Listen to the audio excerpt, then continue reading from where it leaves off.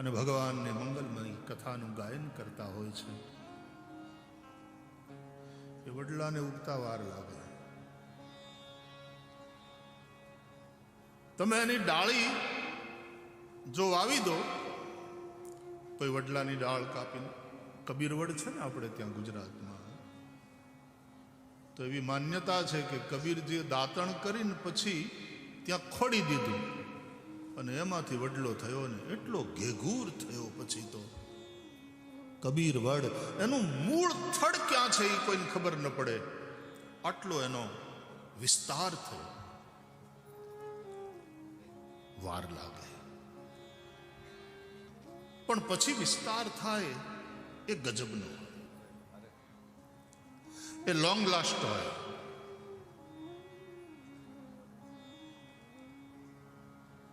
અને જેમ વડલો અને પીપળો પવિત્ર છે, પૂજનીય છે, એવી જ તુલસી પણ પૂજનીય છે.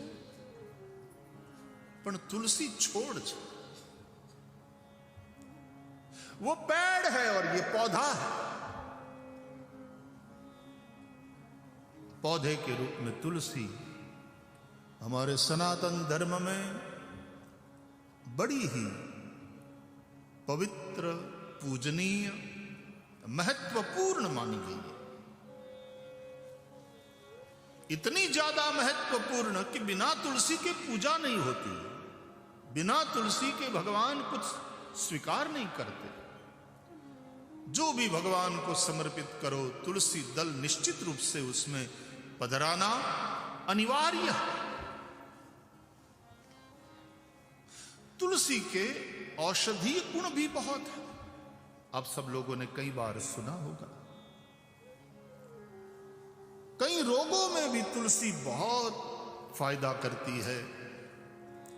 रोग प्रतिकारक शक्ति को बढ़ाने में भी तुलसी का योगदान है.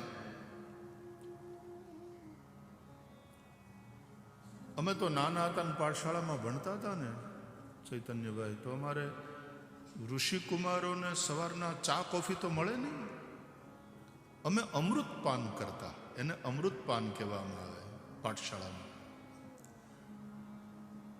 તમારે કરવું હોય તો તમને રેસીપી બતાવી દઉં. શરૂઆતમાં જ આજ પહેલો દિવસ જ છે. અડધું દૂધ, અડધું પાણી, એને ભેગા કરવા, પછી એને ઉકાળવા, એમાં થોડી ચીની, જરૂર પૂરતી સાકર નાખવાની, એમાં તુલસી નાખવાની, એમાં ફુદીનો નાખવાનો અને એના પાન બરાબર સારી માત્રામાં નાખીને પછી એને ઉકળવા દેવાનું. તમને જો ગમે તો આદુના થોડા ટુકડા નાખવા હોય તો, નહીં તો જરૂર નથી. હું નથી નાખતો.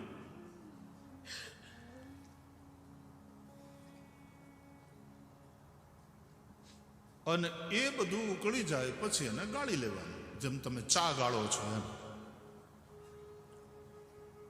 એ પીજો. એને અમે અમૃતપાન કહેતા. પછી એનું નામ પડ્યું ઉકાળો. જ્યારથી હૈયા ઉકાળા ચાલુ થયા, ઉકાળો. આપણી ગુજરાતી ભાષા એવી છે ને એમ કે તમે હું ઉકાળ્યું, ત્યાં ગયા તા તમે, આટલી બધી મહેનત કરી, તમે શું ઉકાળ્યું? ऐसी भाषा में हमारे लोग बात करते हैं.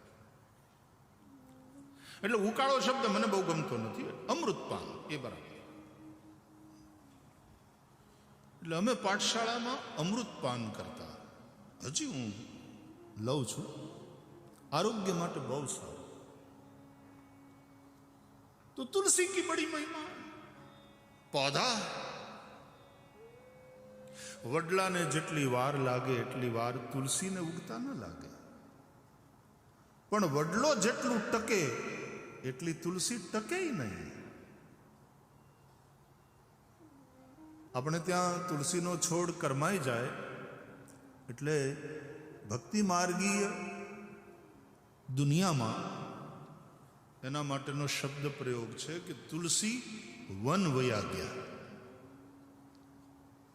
વન જતા રહે. પણ એની મંજરી ખરી હોય ને ત્યાં એના એટલે એના બીજ પડ્યા હોય, નવા નવા નવા છોડવા ઉભા થાય. મારે સાંદીપનીની ભૂમિને લીમડા, પીપળા, લીમડા, પીપળા, વડલા, બીલી અને તુલસી બહુ ફાવે. એમાં શ્રી હરિ બિરાજે છે મંદિરમાં એટલે ચારે બાજુ તુલસી ખૂબ. મહાદેવ છે એટલે બીલીના ઝાડ પણ ખૂબ.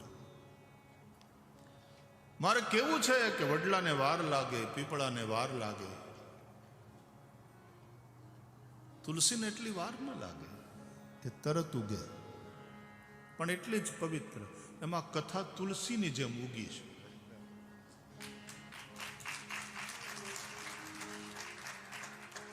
અચાનક 2.5 મહિના પહેલા ઉગી. ગમે. હવે મારે અહીં ટોટલ નવું છે, ગમાડવું કે નહીં? મારે ગમાડવું કે તમે ગમોઈ છો છોકરાઓ, મને વાલાય છે, પણ આમ મારે ગમાડવું કે નહીં? નહીં, છે કલાકાર હે યહાં, ફ્લુટિસ્ટ બેઠે, એટલે આ વખતે હું જ આવ્યો છું ઇકલૌતા, અથવા તો હું જ એકલો પહોંચી શક્યો છું. બોલો આમ હિમાડે રાહ જોવે છે, કંઈક આવશે તો આવશે, નહીં આવે તો હરી હરી. સંગીત એક કથામાં સહાયક છે, અનિવાર્ય નથી. અમારા છોકરાઓ બધા છગનભાઈના બે, આમ તો સામે બેસું ત્યારે વગાડે, કંઈક સંભળાવે. ઇન્દ્રજીતભાઈ તો પલાઠી મારીને બેસી ગયા છે. હેમાબેન બેઠી છે, અને ફ્લુટિસ્ટ તો બહુ સરસ સારા મજાના કલાકાર છે. એટલે જેટલું જરૂરી છે એટલો સંગીતનો ઉપયોગ કરીશ, બાકી આપણે વાતો કરીશું, આનંદ કરીશું. પણ કથા છે તુલસી.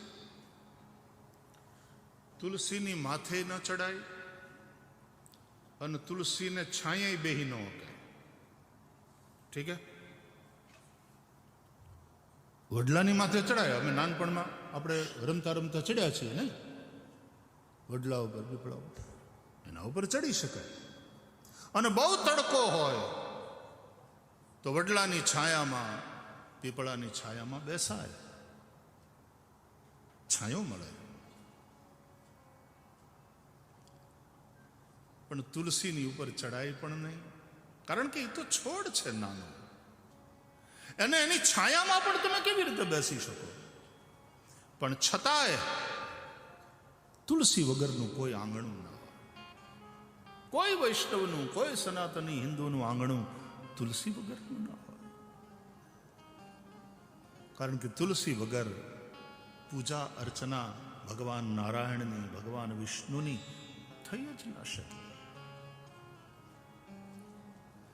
શાલિગ્રામ શિલા તમારા ઘરમાં હોય, ભગવાન શાલિગ્રામ બિરાજતા હોય, અને શાલિગ્રામનું બહુ મહત્વ છે. નર્મદેશ્વર મહાદેવ અને શાલિગ્રામ શિલામાં ભગવાન વિષ્ણુ, એનો નિત્ય નિવાસ છે. નર્મદાના કિનારે મળતા નર્મદેશ્વર અને ગંડકીના કિનારેથી પ્રાપ્ત શાલિગ્રામ શિલા, બંનેનું એટલું બધું મહત્વ છે કે આપણા સનાતન ધર્મશાસ્ત્ર અનુસાર એ બંનેમાં પ્રાણ પ્રતિષ્ઠાની પણ જરૂર નથી. નિત્ય નિવાસ છે. નર્મદેશ્વરમાં મહાદેવનો, શાલિગ્રામ શિલામાં ભગવાન વિષ્ણુ. માત્ર આવાહન થાય અને એ બંનેના સ્પર્શ માત્રથી, સ્પર્શના અધિકારમાં પણ પાછી પાત્રતાનો વિચાર છે, પણ સ્પર્શ માત્રથી પાપનો નાશ એવું કહેવાય. એ શાલિગ્રામ શિલાને એટલે ભગવાન શાલિગ્રામને કોઈ દિવસ તુલસી વગર ન રખાય. આપણે ત્યાં તો આપણે તુલસી વિવાહ કરીએ છીએ ને દર વર્ષે. ગામડામાં તો તુલસી ક્યારો હોય ને ત્યાં જઈને શાલિગ્રામ શિલા એ તુલસીના ક્યારામાં મૂકી દે, પૂજા કરે. જે લોકો તુલસી વિવાહ ધામધૂમથી કરે, વિધિપૂર્વક કરે, એ તો બહુ મોટે પાયે કરે, ધામધૂમથી જાન લઈને આવે, તુલસી વિવાહ થાય. પણ તુલસી ભગવાન શાલિગ્રામની પાસે અનિવાર્ય રૂપે હોવા જોઈએ. સાંજે આપણે ભગવાનની સેવા પધરાવી હોય ઘરમાં તો જે પુષ્પ ચડાવ્યા હોય, ફૂલની માળા હોય, ફૂલના જે શૃંગાર કર્યા હોય એ બધા શૃંગાર વડા કરી લેવા જોઈએ. અથવા મોતીની માળા કે મુકટ કે જે કંઈ બાંસુરી ભગવાન કૃષ્ણને ધરાવી હોય એ બધું શયન કરાવવાનું ને ઠાકોરજીને, એટલે પછી વડું કરી લેવાય, શૃંગાર વડા કરી લેવાય. વડા કરી લેવાય એટલે આ ભક્તિ માર્ગીય પારિભાષિક શબ્દો છે, ઉતારી લેવાના એમ ન બોલે. અરે આપણે ત્યાં તો ગામડામાં દુકાનને વધાવી લીધી એમ કે, બંધ કરી એમ ન કે. બંધ કરવી તમારી દુકાન, ધંધો બંધ કરવાનો એટલે બંધ કરી દુકાન. અમે 8:30 વાગે દુકાન બંધ કરીએ એમ ન કે, 8:30 વાગે દુકાન વધાવીએ. दुकान ने વધાવવાની तो श्रृंगार भी बढ़ा लिया जाता है. અને બધા જ શ્રૃંગાર તમે बढ़ा लो એ પછી શાલિગ્રામ ભગવાનની પાસે તો તુલસીનું એક પાન હોવું જ જોઈએ. આપણા ધર્મમાં શાલિગ્રામ શિલા અને તુલસીનો વિયોગ કરાવવો એ અપરાધ છે. રાત્રે પણ શાલિગ્રામ શિલા પાસે એક તુલસીનું પાન તો હોવું જ જોઈએ. હું શું કામ કહું છું આ બધું? કે તુલસીનું આટલું બધું મહત્વ છે. વડલો વાવવો હોય તો તમારે વિચાર કરવો પડે કે ઇનફ જગ્યા છે તમારી પાસે? 10 વર્ષ પછી વડલો વધીને જ્યાં જશે એને ફેલાવા માટેની મોકળાશ છે? એ વિચારીને વડલો વાવવો જોઈએ. બાકી વાવતી વખતે તો છોટા સહી હોતા, અથવા તો વડલાનું ખાલી હાંઠુકડું નાખી દો તો ઉગી જાય. પણ ભવિષ્યનો વિચાર કરીને વડલો વાવવાનો હોય. તમારા ઘરની બહાર ખાલી 5 ફૂટ જગ્યા હોય તો વાવવા માટે તો વાવી દો. પછી અમારે મુંબઈમાં ઘણા સોસાયટી વાળા નવી સોસાયટી બનાવે ને પછી બિલ્ડર બધા સાહેબો ઝાડવા વાવે, આમ જરા લીલોતરી લાગે એટલે. તો બિલ્ડિંગ હોય ને એના ખાલી 2 ફૂટથી નાળિયેરીઓ વાવી દે. વાવવામાં શું જાય છે? નાળિયેરીના એટલા નાના નાના છોડવા લઈ ખાડા કરી વાવી દીધા. ફોટા પડાવે, બધા નેતાઓ આવ્યા હોય કે કોઈ મહાનુભાવ આવ્યા હોય એને હાથે વવરાવે. પણ એ ખાડા કર્યા હોય ને ત્યારથી મને એમ થાય કે ખોટો ખાડો કર્યો. આ નાળિયેરીનું બચાડીનું 5 વર્ષ પછી શું થાય? મારી સોસાયટીમાં છે મુંબઈની, પછી 10 ફૂટ સુધી તો નાળિયેરી ઊંચી જાય. પછી કોકની બારીમાં આવે એને પોહાય નહીં, એ વળી ત્યાંથી કાપી નાખે. પછી થોડીક ઉપર જાય તો ઓલી ગેલેરી પહેલા માળવાળાની એ થોડી આમ બહાર નીકળી હોય, રવેશ તો એમાં તો પ્રવેશ હોય નહીં. પછી નાળિયેરી બચાડી સમજે એને તો જાવું ક્યાં? કે આ તો સમજ્યા નહીં, હવે હું મારો રસ્તો કરું. તો એ નાળિયેરીઓ પછી રવેશને બચાવી અને બહાર નીકળે. અને એ રીતે આમ બહાર નીકળી અને એને તો વધવું જ છે, સૂર્યનો પ્રકાશ તો એને લેવાનો જ છે. પછી કુબજા જેવી લાગે. બાકી વળી ગઈ હોય, કોઈટું નીકળી ગઈ હોય. નહીં તો નાળિયેરી આમ રૂપાળી છે, સરસ લાગે. દરિયા કિનારે નાળિયેરીઓ ઉગી હોય કેવું સરસ લાગે. પણ એ નાળિયેરીને કુબજા જેવી કરી નાખી, કુબડી કરી નાખી. એનું કારણ વાવવા વાળાની અકલનો અભાવ. ક્યાં વવાય, કેટલું ડિસ્ટન્સ રાખીને વવાય. આંબા વાવવા હોય તો એ આંબાની વચ્ચે ઓછામાં ઓછું કેટલું ડિસ્ટન્સ હોવું જોઈએ. આ બધો જ વિચાર કરીને મોટા ઝાડવાને વાવવાની વાત થાય, પ્લાનિંગ થાય. આટલી જગ્યા બધાની પાસે કદાચ ન પણ હોય, પણ તુલસીનો છોડ તમે નાની જગ્યામાં પણ વાવી દો. એ તો છોડ છે ને. નાની જગ્યામાં તમારા આંગણામાં તુલસીને વાવી દો, તુલસી લાગી જાય, હસતી હોય. સવારના પહોરમાં ત્યાં તુલસીના ક્યારાને થોડીક સફાઈ કરી અને પછી અમારે ગામડામાં ત્યાં તો આમ રંગોળી કરે. સાંજ પડે ને તુલસી ક્યારે દીવો થાય. એટલું પવિત્ર અને પ્રસન્નતાદાયક વાતાવરણ બને. તમારે તો તુલસી બહાર તો રખાય નહીં, ટાઈ ઢીવી પડે. તુલસીને ક્યાં સ્વેટર પહેરાવવું એ બહાર હોય તો. એટલે મેં અહીંયા જોયું છે તમારા ઘરોમાં ઘણીવાર તમે ઘરમાં એનું કુંડું રાખી ત્યાં તુલસીને તમે ઘરની અંદર એને સાચવી લો અને એવું વાતાવરણ એને આપવાની કોશિશ કરો છો જેથી કરીને તુલસીનો છોડ બચે. કારણ અમારે ભગવાનની પૂજા કરવાની હોય. 2-4 પાન તો તુલસીના રોજ મળે. तो तुलसी का पौधा, पीपल का पेड़, वट वृक्ष सब पवित्र है. પણ આ કથા તુલસીની જેમ ઉગી છે. ઝડપથી એક જ સત્રમાં અને હાથદીમાં પૂરું થઈ જાય. ભાગવત સપ્તાહ કહેવાય ને. આમ સપ્તાહનો ક્રમ તો શ્રી વેદવ્યાસ ભગવાન પ્રમાણે એવો છે. આ સૂર્યોદયાદારભ્ય સાર્ધત્રિ પ્રહરાંતકમ. સૂર્યોદયથી લઈને રોજ 3.5 પ્રહર કથા ચાલવી જોઈએ. 3.5 પ્રહર એટલે તમને સમજાય એવી ભાષામાં 10.5 કલાક. રોજ 10.5 કલાક કથા ચાલવી જોઈએ. સૂર્યોદયથી લઈને ઇન્ડિયાનો સૂર્યોદય, ઇંગ્લેન્ડનો નહીં. અને એમાં સમરનો તો નહીં જ. કેટલા વાગે એવું હોય? 4:30 સવાર અને રાતના 8:30. ક્યાં સુધી ચાલે? 10.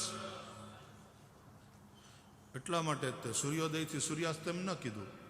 સાર્ધત્રિ પ્રહરાંતકમ, 3.5 પ્રહર એટલે 10.5 કલાક કથા ચાલે નિત્ય. એમાં મધ્યાહને ઘટિકાદ્વયમ, મધ્યાહન સમયે 2 ઘડી 48 મિનિટનો ગેપ, ઇન્ટરવલ. અને એમાં 2 કેળા અને અડધો ગ્લાસ દૂધ પી અને પાછું બેસી જવાનું. આગળની કથા ચાલુ થાય.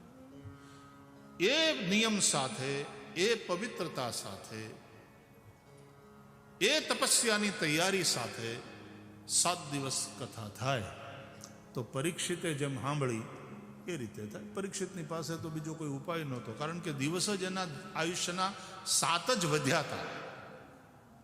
બાકી આપણા માટે તો વ્યાસજીનું જે બીજું વચન છે એ યાદ કરવાનું. હા, સુરપ સદા સેવ્યા શ્રીમદ ભાગવતી કથા યસ્યાહ શ્રવણ માત્રેણ હરિશ્ચિત્તમ સમાશ્રયે સદા સેવ્યા રિપીટેડલી કહ્યું છે સદા ડેઈલી અને સેવ્યા સેવન કરવા યોગ્ય છે. દવા જે દરરોજ લેવાની કીધી હોય ને એ દરરોજ લેવાય. સવાર બપોર સાંજ સેવન કરવાનું કહ્યું હોય તો એ રીતે સેવન કરાય. એના જે અનુપાન સાથે દવા લેવાની સૂચના આપી હોય વૈદ્યજીએ કે ડોક્ટરે કે આ દૂધ સાથે લેવાની છે, કે આ પાણી સાથે લેવાની, કે આ જમ્યા પહેલા લેવાની, કે આ જમ્યા પછી ભૂખે પેટે નહીં લેતા, નહીં તો તકલીફ થશે. જે સૂચના અપાણી હોય તે મુજબ તે સમયે તેટલી વાર અને તે અનુપાન સાથે, અનુપાન એટલે જેની હારે લેવાની હોય એ, કે દૂધ સાથે લેવાની, કે આ મધ સાથે લેવાની. અમારા ઇન્ડિયામાં તો શરદી થાય ને ઉધરસ ને એવું બધું થાય ને પછી અમને ઉધરસમાં દવા લેવાની ગમતી, કારણ કે સીતોપલાદી લેવાનું કે ઘરવાળા સીતોપલાદી આપે અને પછી એ મધમાં સીતોપલાદીનો પાવડર નાખી આમ ઘોળી એવી ચાટવાની મજા આવે. આપણને એમ થાય ઉધરાને કહેવાનું મન થાય ભલે થઈ મારો બાપ ભલે થઈ. બહુ સરસ લાગે સીતોપલાદી મધમાં. કેટલા લોકોએ ખાધું, કેટલા લોકોએ ચાટ્યું? બહુ ઓછા. તમે ગોળીઓ ખાઓ, ગોળીઓ ખાઓ. આ બધા આનંદ તમારા ભાગ્યમાં નથી. મધમાં સીતોપલાદી નાખી બરાબર એને ઘોળી અને પછી જે ચાટવાની મજા આવતી. અમે તો ઉલટાના દાદી માન પાસે ને માની પાસે પાછા માગતા હજી થોડું, કે મૂંગો રે એવી રીતે ન મળે. આ કઈ મીઠાઈ છે? દવા છે. આમ તો અન્ન માત્ર દવા છે. અન્નમ ઔષધમ ઉચ્યતે. ભૂખ એ રોગ છે અને અન્ન એ ભૂખરૂપી રોગને મટાડવાની ઔષધિ છે. અને એટલા માટે અન્નને પણ દવાની જેમ જ લેવા. 2 ગોળી ખાવાની કીધી હોય 3 ગોળી ખવાય. એમ 2 રોટલી પેટ ભરાઈ જાય તો ત્રીજી કારણ વગરની જરૂરી ખરી? આ દુનિયામાં જેટલા માણસ ભૂખને કારણે નથી મર્યા ને એટલા ખાઈને મર્યા છે. હકીકત. ખાઈને વધારે મરે છે.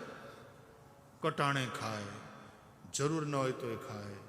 આપણે કોઈકને સારું લગાડવા માટે થઈને ખાઈએ અને આપણને ક્યાંક જોઈ જઈને સારું લાગે આપણી જીભને, એટલે આપણે જરૂર ન હોય તોય તૂટી પડીએ. એમ રોગ થાય. બાકી અન્ન ઔષધિ છે. ઔષધિની જેમ જો એનું સેવન કરીએ, ખાલી ભૂખરૂપી રોગ. આપણા ગામડામાં શું, ગામડાના માણસો આમ અભણ ભલે પણ ડાયા એટલા બધા. કેવું કેવું લખ્યું જો. આપો સુર આપો. આમ સામે જો એટલે સુર આપવાનો. ઓકે, હા, આપણે શીખવાનું છે. ઓલી નવી નવી વહુ આવી હોય ને, એ નવી વહુને પ્રેમ બહુ હોય એના ધણિયારે, પણ બચાડી સંકોચમાં હોય. પછી એના માટે નવું નવું વાતાવરણ હોય, નવા નવા લોકો હોય, હે ને? એટલે એને ઘણું બધું કરવું હોય પણ સંકોચ થાય વહુવટ. પછી સાસુ હોય ને બધાએ ધીમે ધીમે એને કમ્ફર્ટ ઝોન આપવાનું હોય કે બેટા જરાય સંકોચ નહીં રાખતી, તું તારે વગાડ. રાધે રાધે, શ્રી રાધે. એમ બેટા આપણે વગાડો, જરાય સંકોચ નહીં રાખો, બીવન નહીં, આનંદ કરો. એટલે મારી સામે જોવાનું, બરાબર? અને હું સામે જોઉં એનો મતલબ હવા ભરો.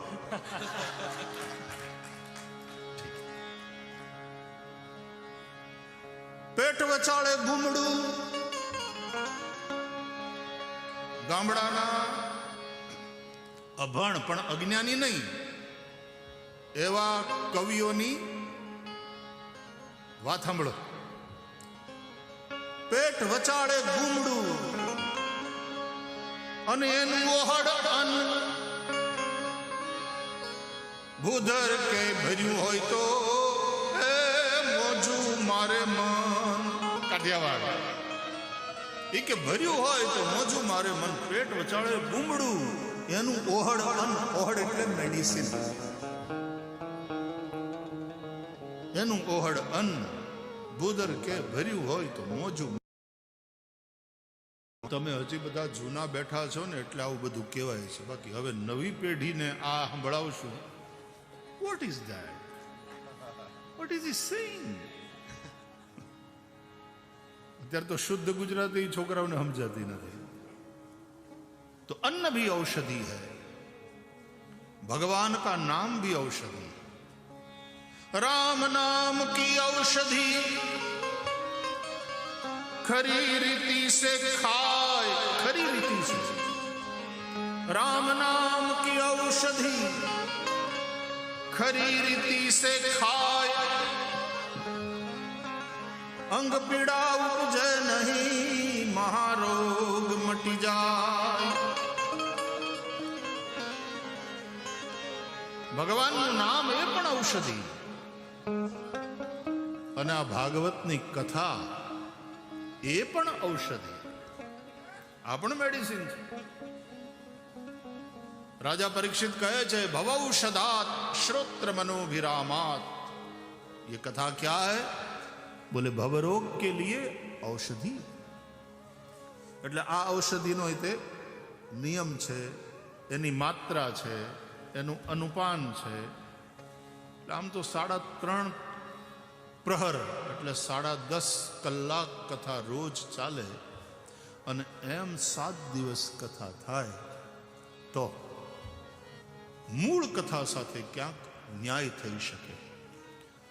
આપણે 7 જ દિવસ મળીએ છીએ અને માત્ર 3.5 પ્રહર नहीं પણ 3.5 કલાક. तो उसमें जितना हरि कृपा से हम देख पाएंगे कथा को, देखने की कोशिश करेंगे. श्रीमद् भागवत के आधार पर सात्विक तात्विक चर्चा करेंगे. हमारा चैतन्य शंभु बैठा છે અહીંયા, એ પોતે કથાકાર છે, બહુ સારા વક્તા છે, અને ખાસ કરીને હિન્દુ ધર્મની વાત આવે તો પૂજની શંભુ મહારાજ યાદ આવે છે, એનું સ્મરણ થાય છે. હે સિંહની જેમ ગરજતા હતા શંભુ મહારાજ સનાતનની સભાઓમાં. એકવાર ચૈતન્યભાઈ, હું દક્ષિણ ગુજરાતમાં કથા ચાલતી હતી રામકૃષ્ણભાઈની, અને હું કોઈક જગ્યાએ કથા કરીને નીકળેલો, ને રસ્તામાં રામકૃષ્ણભાઈની કથા ચાલે અને એમાં પૂજ્ય શંભુ મહારાજ બાપજી ત્યાં પણ હાજર હતા. એટલે હું સાવ ગાડી ઊભી રખાવીને પાછળ ચૂપચાપ બેસી ગયો જઈને, કે થોડી વાર સાંભળીને પછી આગળ જઈએ. હવે આપણે ત્યાં તો પ્રેમથી આમ ભક્તિથી ચાડી ખાવાવાળા પાછા ઘણા બધા હોય ને, એ જોઈ ગયા કે નહીં આગળ આવો. અરે મેં કીધું કથામાં ડિસ્ટર્બ થાય, થોડી વાર સાંભળવું છે 15-20 મિનિટ, અને પછી અમે આગળ જઈએ. પણ ત્યાં એટલે પછી બાપજીએ જ કહ્યું કે નહીં આગળ આવો, અને પછી તો સ્ટેજ ઉપર ને પાછા બોલાવ્યા ખર્યા. એ મને આજે પ્રસંગ, એ ઘટના યાદ છે કે એમને ખૂબ ભાવ હતો. જ્યારે મળવાનું બહુ ઓછું થયું, પણ જ્યારે મળ્યા ત્યારે ખૂબ આત્મીયતા સાથે મળ્યા. અને આપ તો રાજુભાઈ તો અહીંયા જ પલાઠી મારીને બેઠા છો લંડનમાં. પણ સનાતનની સેવા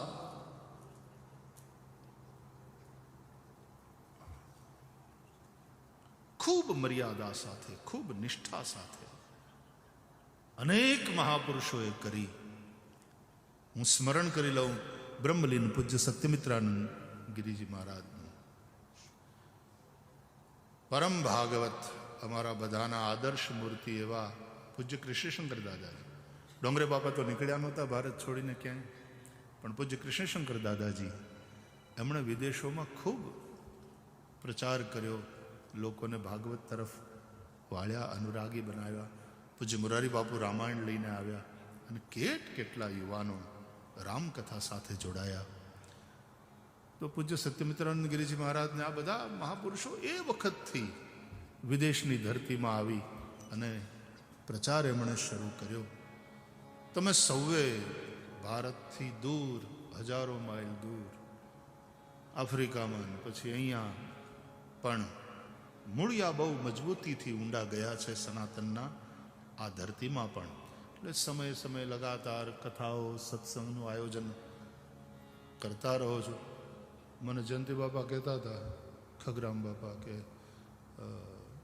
મા કૃપા ફાઉન્ડેશન દ્વારા વર્ષની